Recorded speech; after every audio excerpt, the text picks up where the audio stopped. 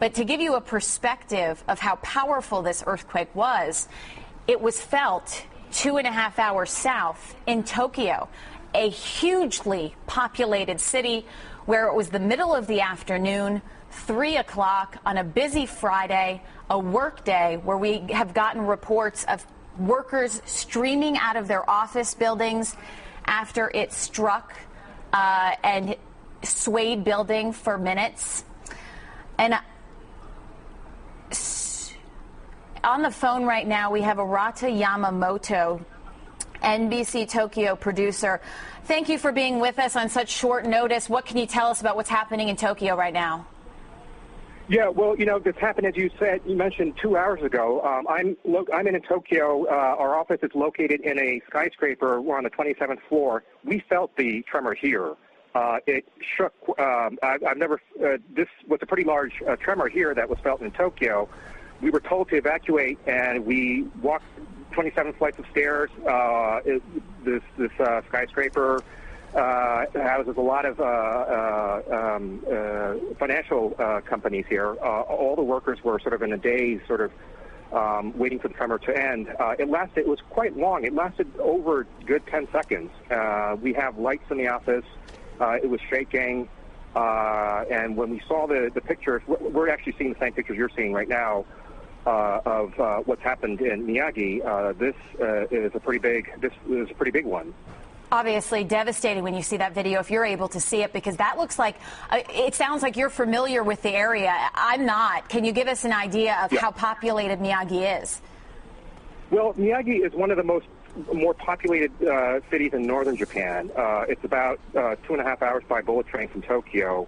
The pictures you're seeing is on the coast near the city of Sendai. The city of Sendai itself, we've seen weather cameras, pan across the city.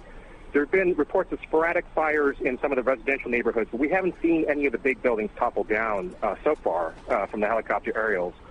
What you're seeing here is the coast, and what was interesting about this earthquake is that Japan has instituted this sort of an advanced earthquake warning system, and this might be the first time that it actually clicked and worked, because we were watching the diet session on TV, and an announcement came up saying that we expect a large earthquake, large tremor in northern Japan, so be prepared. Really? So, how long before it actually struck? Yeah, it was well in Tokyo, because we feel the tremor much later than in Sendai near the epicenter.